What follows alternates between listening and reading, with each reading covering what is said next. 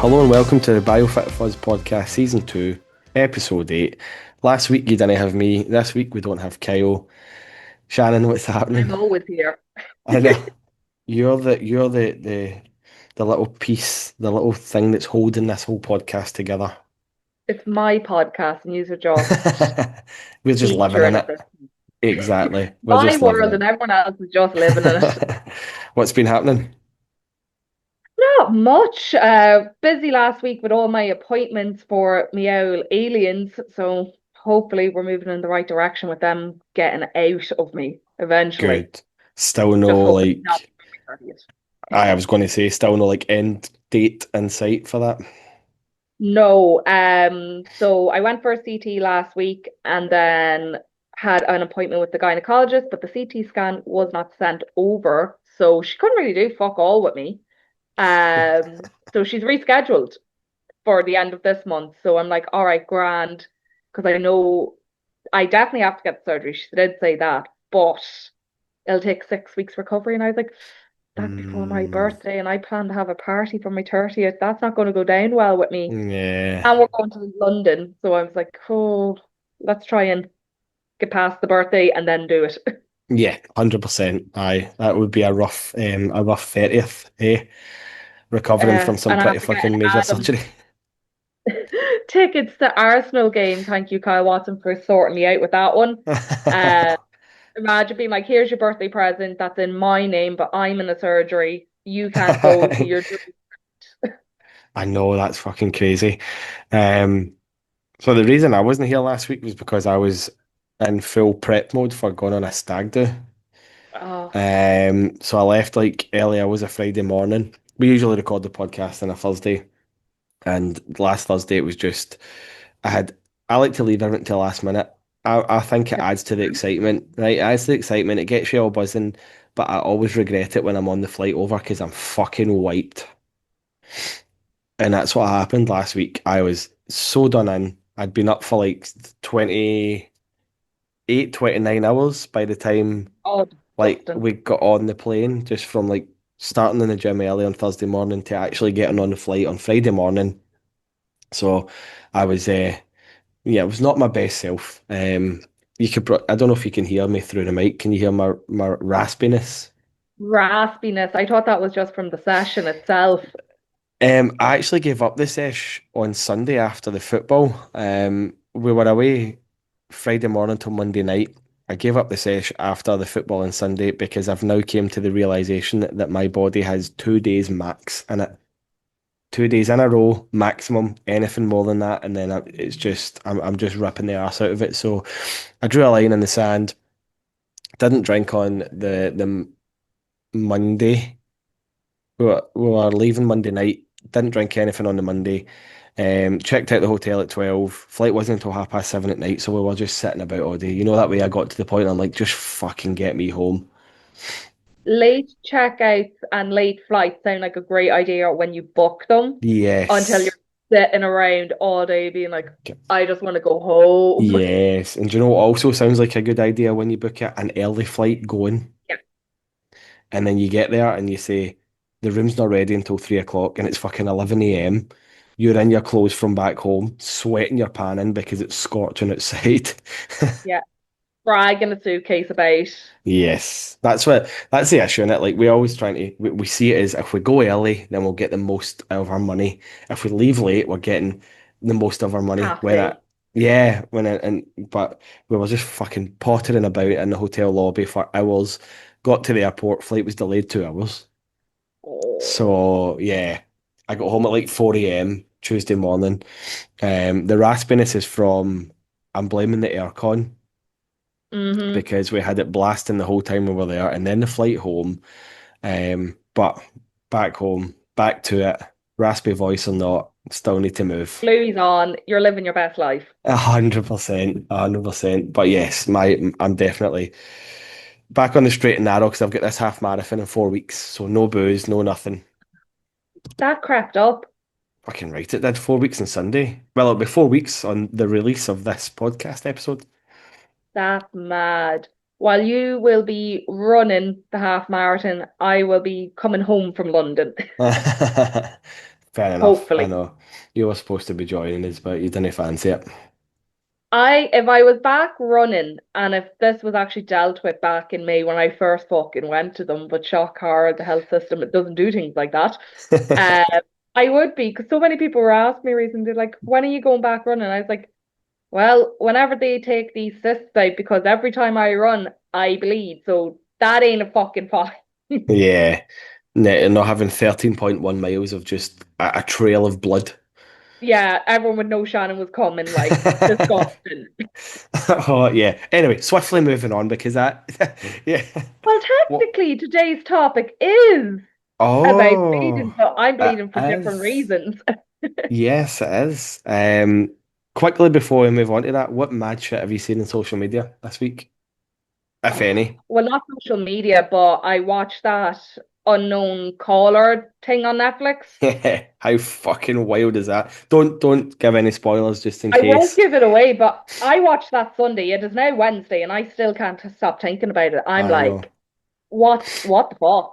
For anybody that doesn't know what we're talking about, it's Netflix and it's the high school catfish, Yeah, unknown caller, an unknown number documentary. Give it a watch. I watched it on the flight home and I was like, my head was fucking pickled watching it. I have so many questions still. I I know. just I got so angry. so angry, and then I was like down rabbit holes, being like, what the fuck? Like, Yeah. well, I I don't don't give think any. anyone's ever going to get an answer for this. No. Don't give any in away. But yeah, it's a big. It's good. It's good. That's right. We'll It's leave it at that. Right. Watch it. Fucking, it's going to mess with your brain. Um, any other mad shit that you've seen? any other mad shit have I seen? Well, your man that you sent on to me there doing the weird videos, like, what's that? Yeah, I came across this Instagram profile just scrolling. I don't know how it got recommended to me, but I believe he's English. PT's from a pure gym. PT. I'll use the term PT very loosely here, but it's just.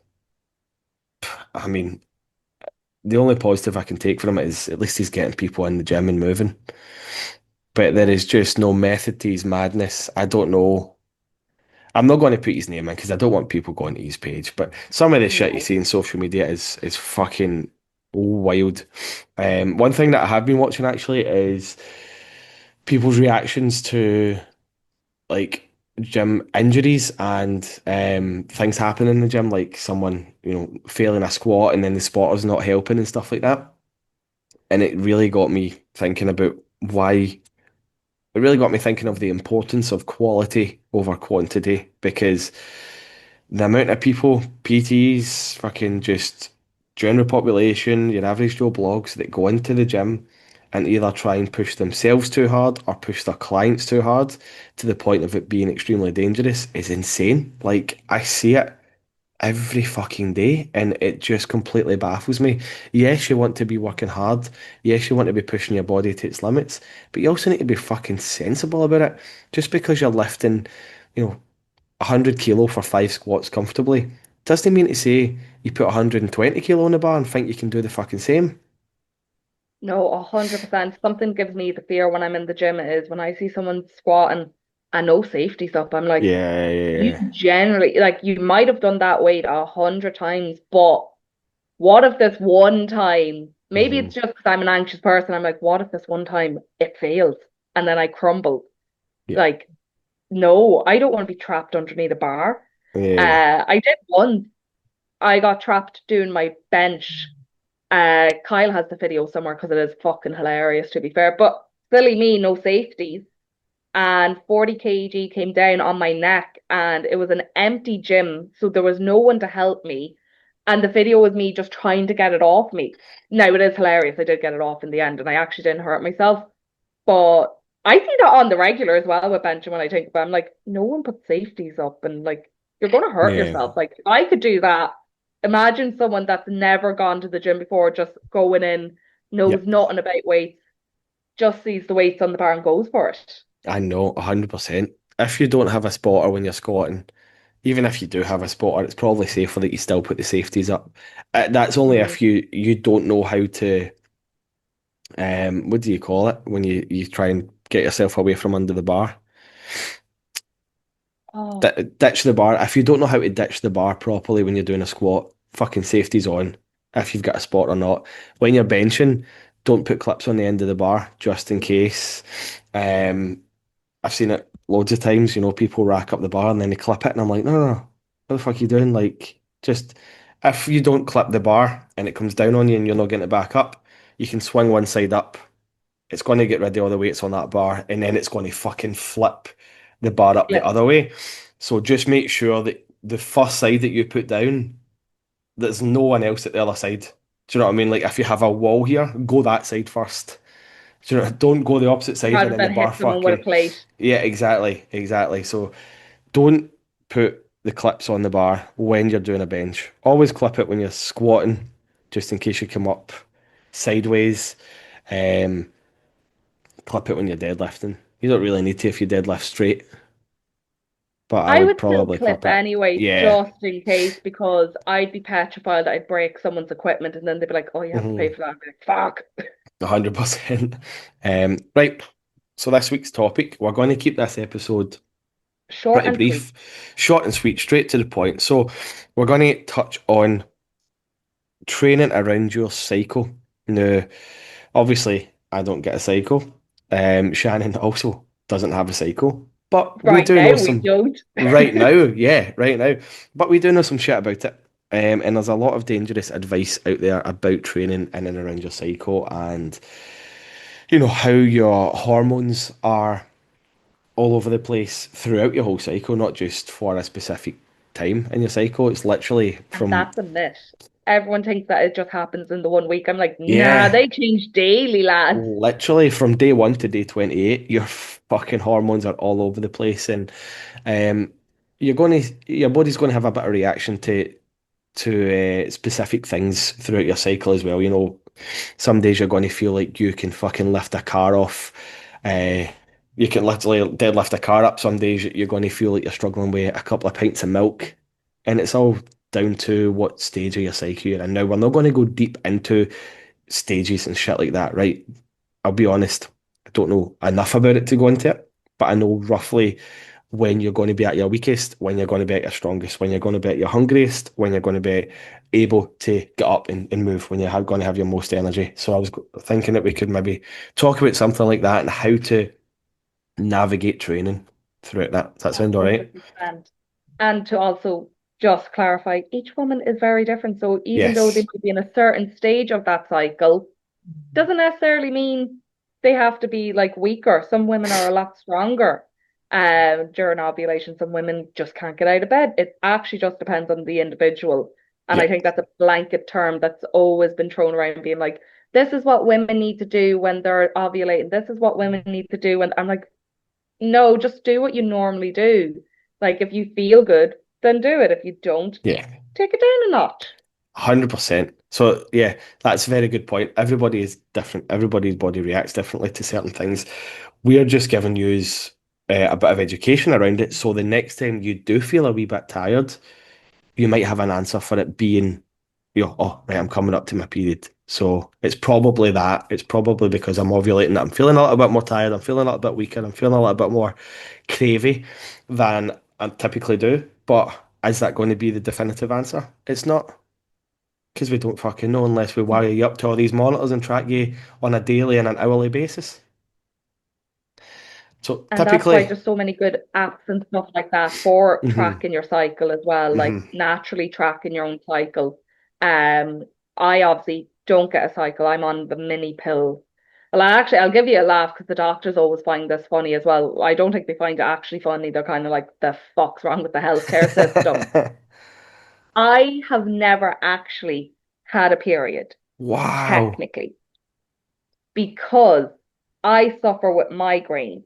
So I was always in and out of hospital as a child with migraines, severe migraines that like would absolutely cripple me. And by the time I was 12, the doctor threw me on the full pill. At 12 years of age, I was just put on the pill. They were like, this will fix you. And I was like, okay, because like no one knew better back then. Like no parents didn't know, no one knew. Everyone was like, the doctors know everything. So without actually having a period, I was put on the pill and I was told not to tell anyone.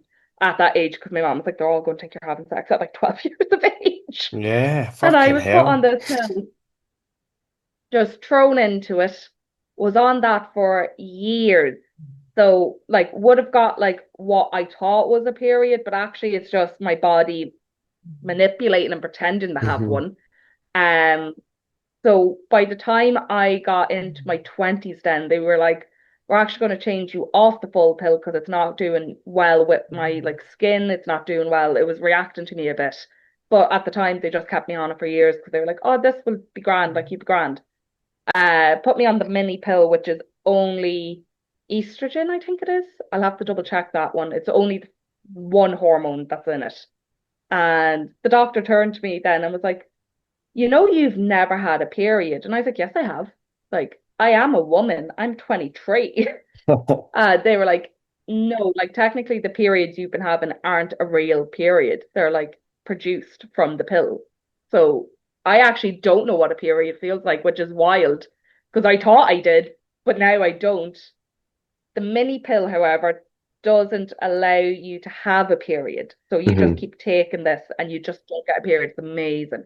Um, Up until now, where now I'm the opposite. I'm probably getting 1 week where I'm not bleeding at the moment.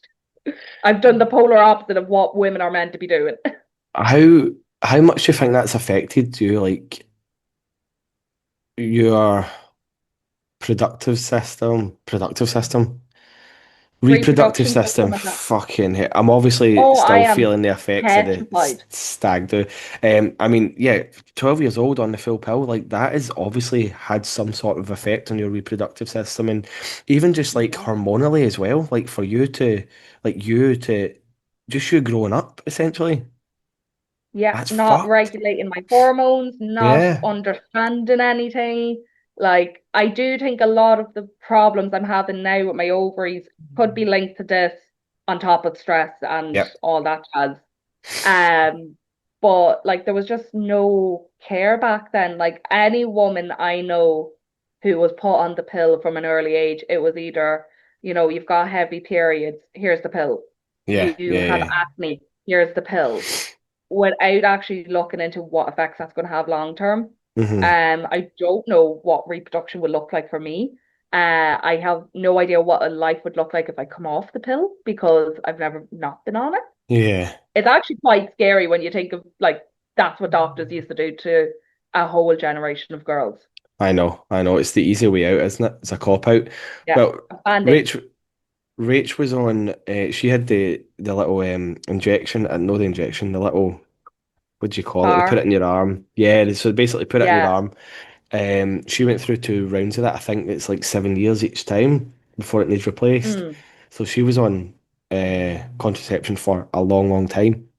And then when we decided that we were going to start, or we wanted to start a family, she just came off it and then just let her body start to go back to normal. And this is why I find the human body so fucking fascinating because Yeah. it starts to just, no matter what, how much pressure you put it under, it will start to try and go back to normal, back to the way it's supposed to be. Now there could be an argument made about once you start things like hormone and testosterone replacement therapy, you do have to be on it for life. So the body struggles to kind of go back to quote unquote normal after that. But that's because you're replacing something that the body doesn't have.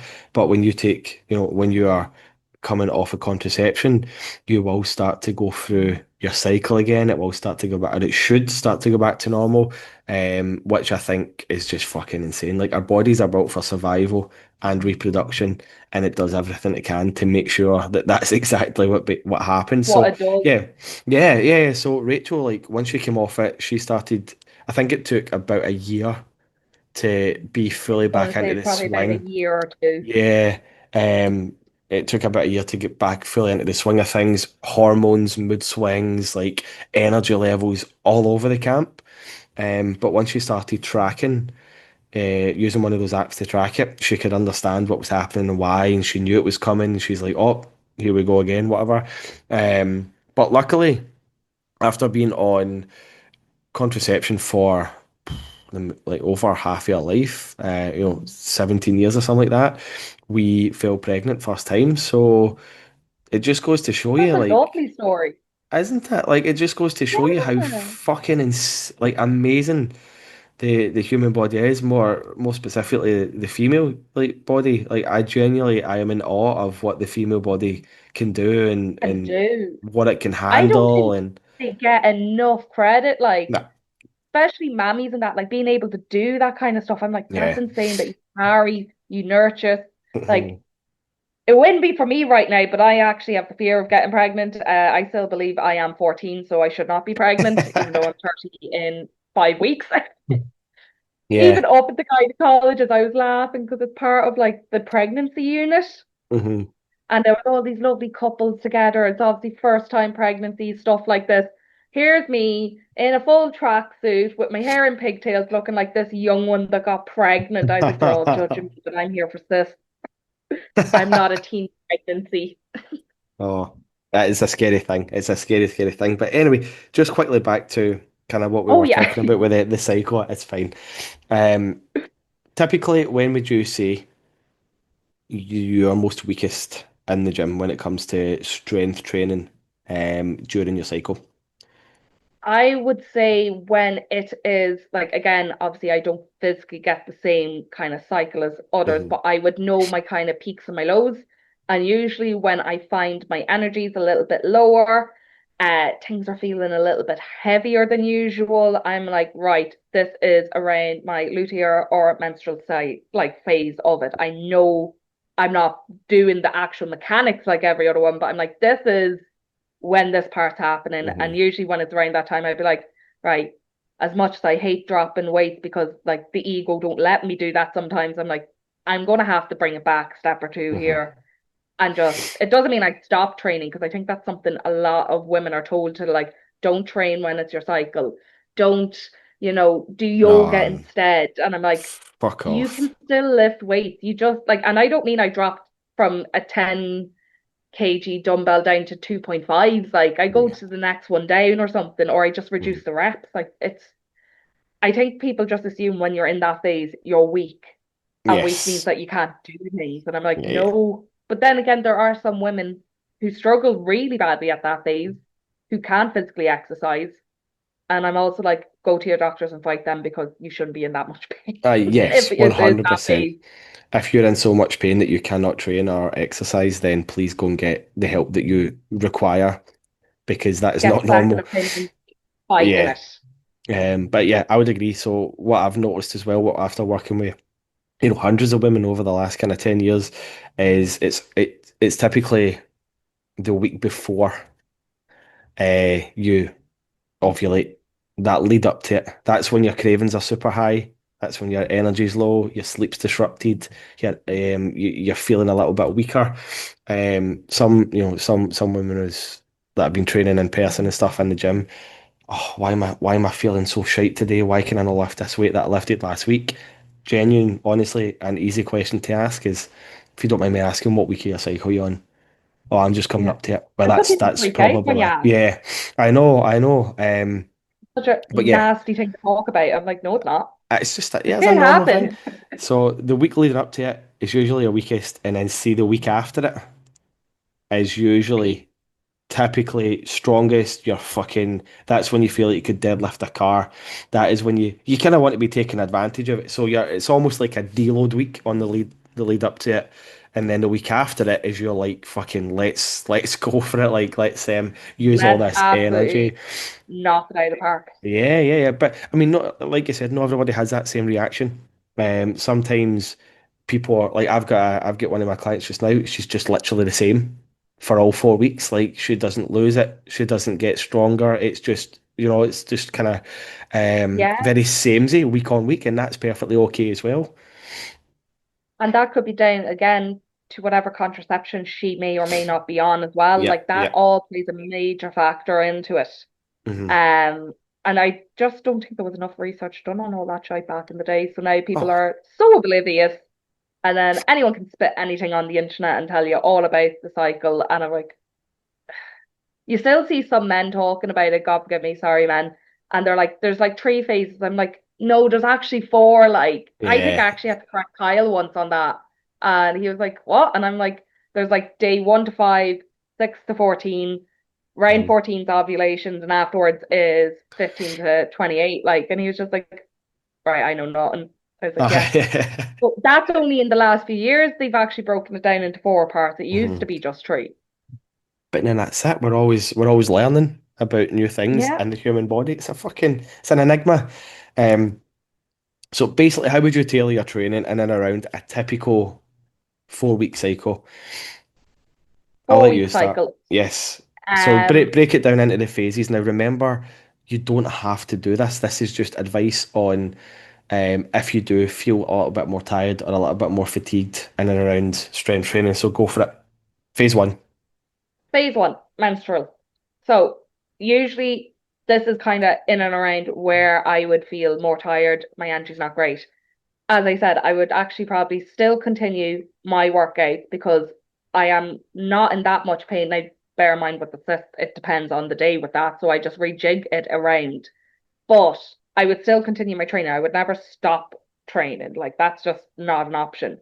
Um, Days where I might feel a little more heavier than usual and just not got the energy to do anything. I just those are my rest days, they're my walk days. I still can get training in. There's 7 days in the week.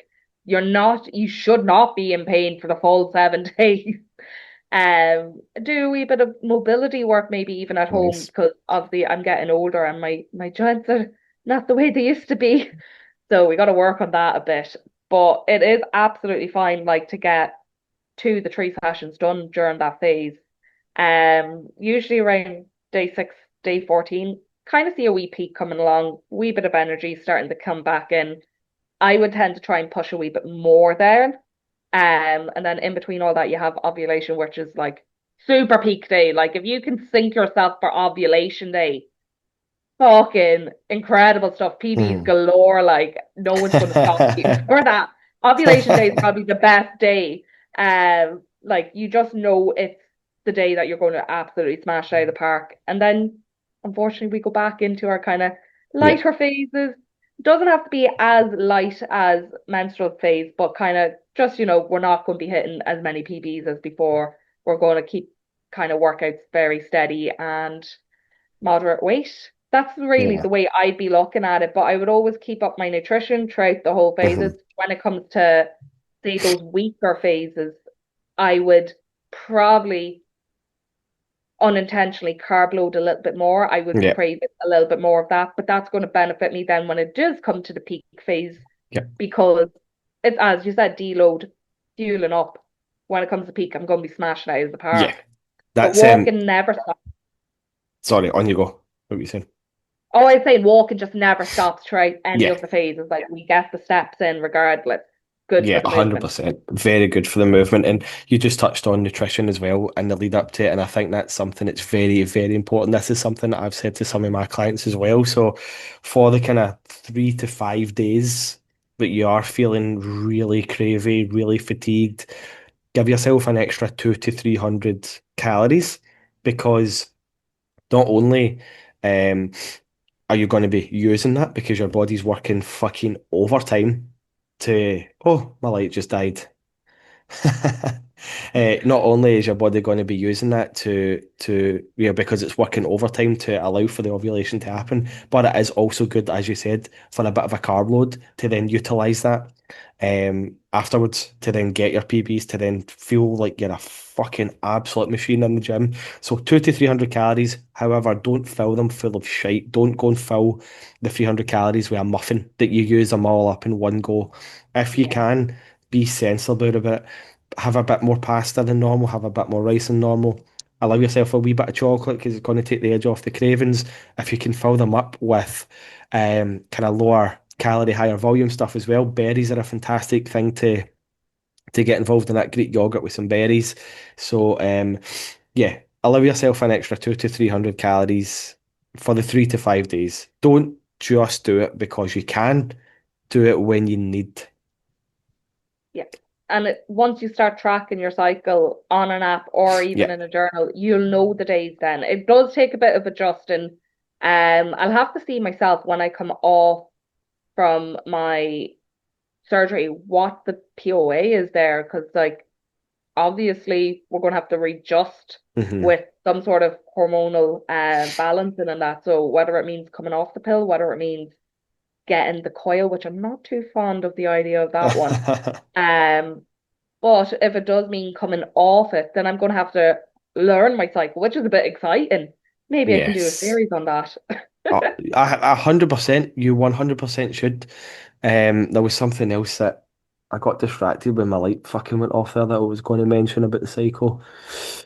Hydration is also a super important one as well Hmm. throughout it. Well, in general for everyone, but during your cycle, you will be a little more dehydrated usually Yeah, because yeah, yeah. you're trying so hard to like just survive every day without it being painful. Yeah, So completely 100%. Going back to me mentioning about how incredible the human body is as well, and this is another fucking perfect example of that. Three women move into the same house, and then we the think other, you all start to sync up. What it's the wild. fuck? See Adam. Adam is in a house of boys, so it's him and his brother. I do be telling him all the mad old stuff that happened with women, and he's just mind blown. He's like, "What do you mean you think?" I was like, Yeah, "See in school, all your friends would be in the same cycle as you. Even me, who was on the full pill in school, like I'd still have my body would be able to adjust that fake period with the girls around me. Like it's wild. It really I is wild know. what bodies do." Absolutely insane, and I'm fucking here for it. I absolutely love it. I think we covered. It was very, very quick, but we did say we were going to be kind of brief and straight to the point because the boss man isn't here and he's got the big fancy Zoom account that we can speak for an hour and 15 minutes if we wanted. But I have the wee shitty basic one that I'm not fucking paying for and it gives me 40 minutes. So we had to be quick and straight to the point. They say fitness people are paid loads, but here we are on the basic. I only pay for one Netflix because I'm not paying for two. Well, I got myself a Fuck that. fucking, I get myself a dodgy stick so I didn't need to pay for anything. I have one of them, but Tree Internet does not support it, so we're Oh still holding to our no. Netflix. Sky is hopefully coming soon. They're going to fix my internet, and I'll be so crisp on the podcast. It's not going to be funny Yes. anymore. You and your third world country internet, Yeah. eh? Can we give people some laughs of you trying to say Irish names to finish it off? Yes, okay, let's do it. Have you got any? Can you hold like, have you got like, if you put them on a screen and hold it up to the camera, we'll spell it out and then I'll try and say it. Is there anything you want to touch on quickly before, like with the menstrual We cycle should before we do probably this? summarize. See, we're not Yes, let's structured like the summarize. boss man. We have no structure because he's always keeping us in line. He keeps us in line. So basically, to summarize, right, not everybody's body is going to react the same. Don't be alarmed if you don't feel weaker or stronger within certain periods of your ovulation period. You might feel a little bit hungrier for 3 to 5 days before it. If you do, allow yourself between 3 to 500 calories on those days. You don't have to use them if you don't want to, but you can because your body is going to be working a little bit more. So it's going to be burning a few more calories in that time. Don't fill them full of shit. Um, Try and get low calorie, high volume foods. Carb load a little bit more pasta, a little bit more rice. If you have to take a deload in the lead up to it, please do. But don't panic. It doesn't mean you're going to ruin any progress. It doesn't mean you're going to go backwards performance wise, because after it, you're going to use those extra calories and that little bit of a deload, and you're going to be a hell of a lot fucking stronger. That's going to be our quote unquote strong week. Um, and Amen. then after that, you're pretty much just staying the same until it all happens again. This is like a full weekly thing. So once you start to get used to how your body is reacting and how your body feels, you can then start to regulate a bit more of a routine and a bit more kind of habit based. Um, what's the word I'm looking for here? Habit-based tasks, I guess. And when you know you're going to be able to have a few more calories, when you know you're going to be able to be a wee bit stronger in the gym, etc. So hopefully that summary made some sense. Shannon's been working in the background trying to find me some of the most ridiculously spelled Irish names known to man. Um, okay, I've got that one. We've been So playing this game all day. It's been great. Okay, so the first one she's given me, I'm going to spell it out, is Teagan. That's pretty easy. That's Tegan. Well Um, done. Dillion. That's Dylan. Fuck, you're good at this. See, you've been Uh, playing all day. I know she's exhausted all of our impossible ones. Yeah, Um, I was like, oh, I'll give him all the really hard ones so that like he'll be grand. See, to be fair, it's hard trying to say these names with a Glaswegian accent because when I hear them back in an Irish accent, I'm like, that's what I'm fucking saying. So Connell, Connell. Yeah. The next one's Eamon, Eamon. See, we get these My names over favorite was your here. Oshin one. Oisin. I was saying Yeah. Ocean. Ocean. I was like, oh. Oisin. Yeah, we get these names over here. Be like really like backcountry Ireland. But the Irish names, to be fair, if I wasn't so dyslexic, I'd be like, yeah, this is brilliant, but I wouldn't be able to spell half of them either. Right, It's the laughing part. I'm going to throw some names in that you gave me earlier and see if the listeners Oh, can get them. All right, so Dearbhla.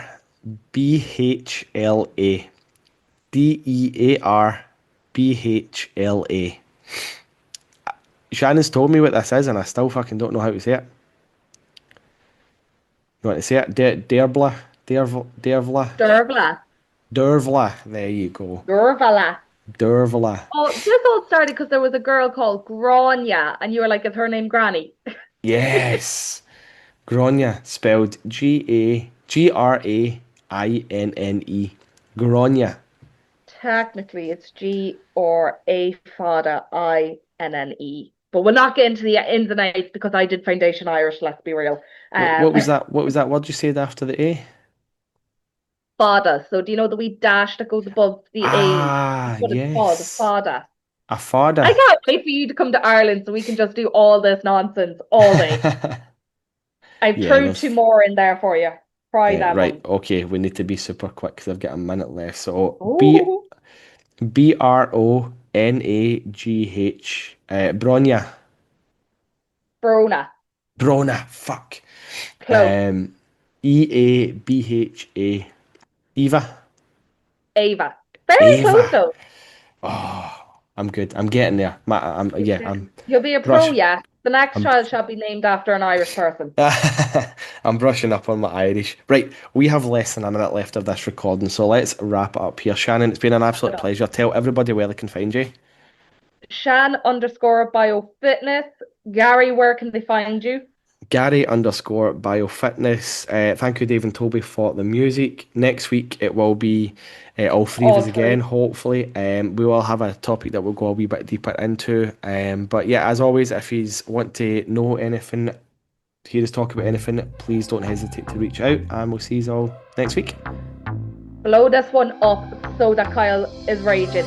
Bye.